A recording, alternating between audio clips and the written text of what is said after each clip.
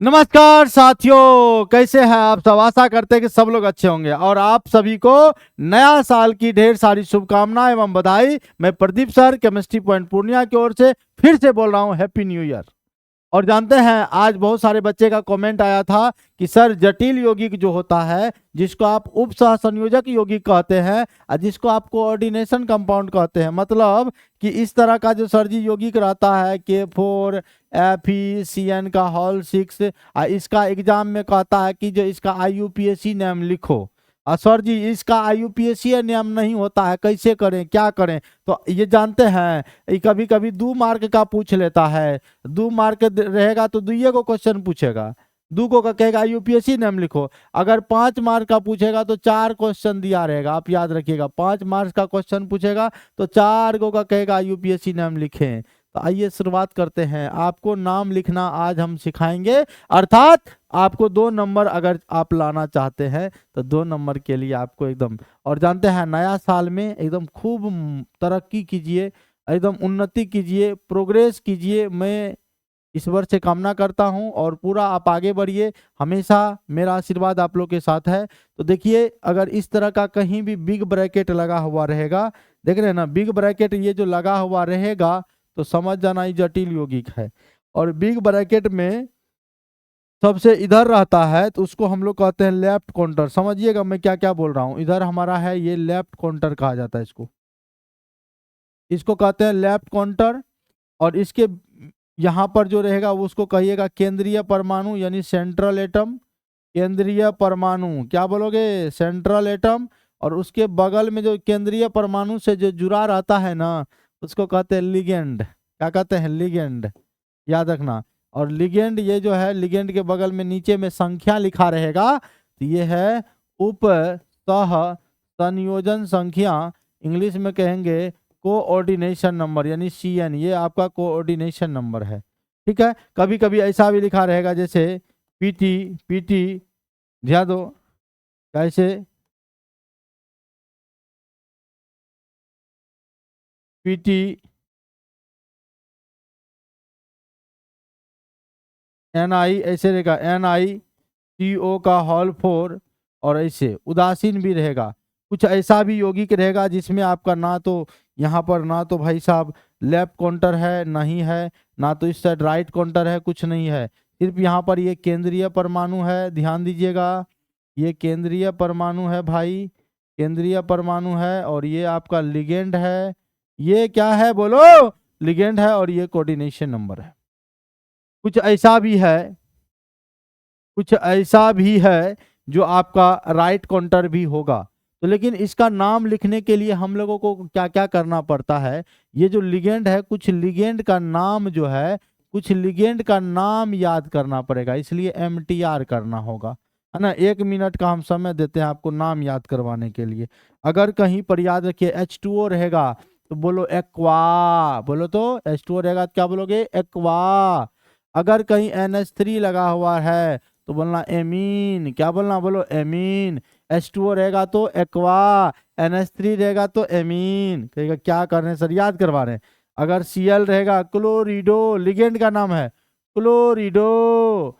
Br रहेगा ब्रोमिडो, ब्रोमिडो, समझ रहे हैं इस तरह से।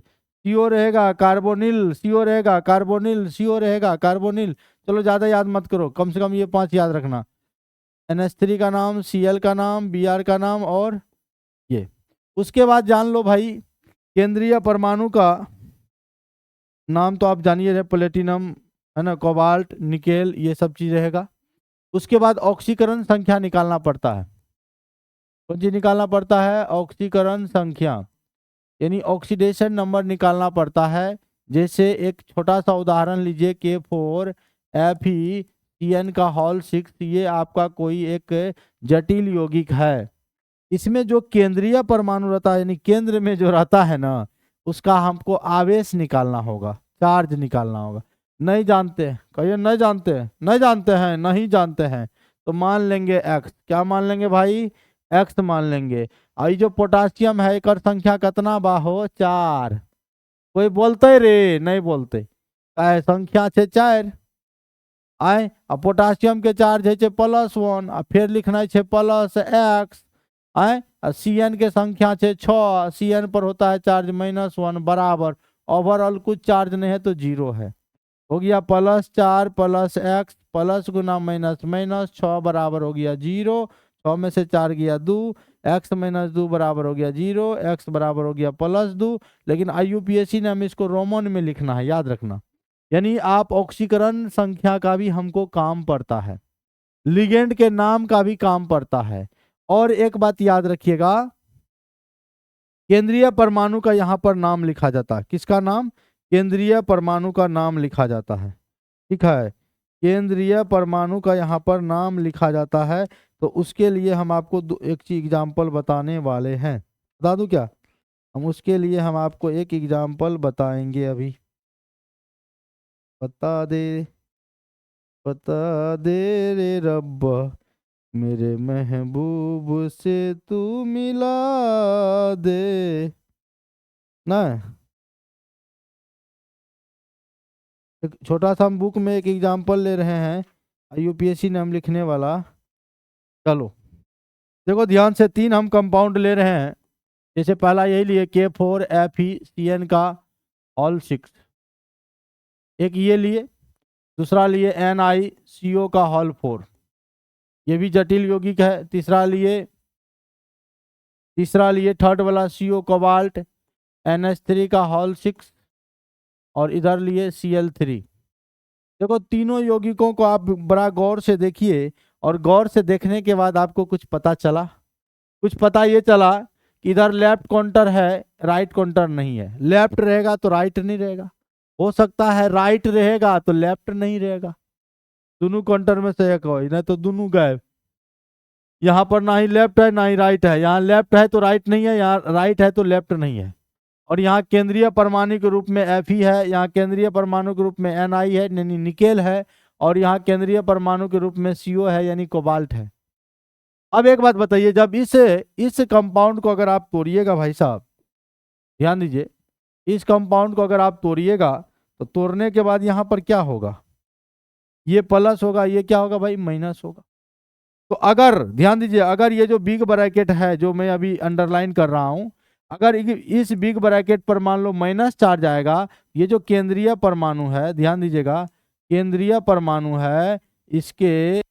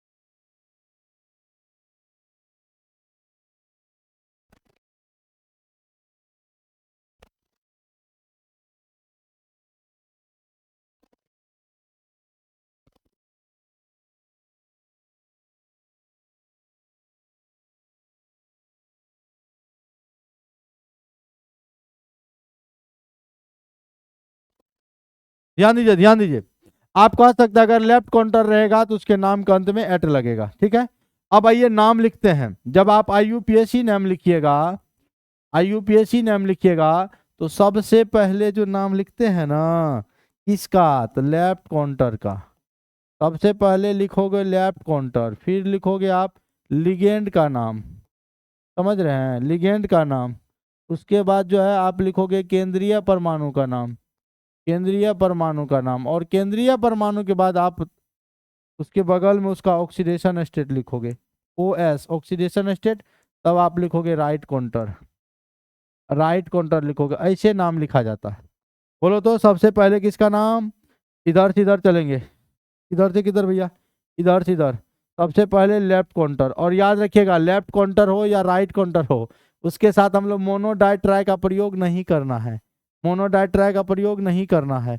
लेकिन लिगेंड के साथ एक रहेगा तो मोनो, दो रहेगा तो डाई, तीन रहेगा तो ट्राई। और लिगेंड का नाम हम आपको यहाँ बता चुके हैं। H2O रहेगा एक्वा, NH3 रहेगा एमीन, Cl रहेगा क्लोरिडो, Br रहेगा ब्रोमिडो, कार्बोनिल, CO रहेगा कार्बोनिल। अब आइए नाम लिखते हैं, अब आइए नाम लिखते हैं, एक एग्जाम्पल करते हैं। K4FeCN का होल 6 है।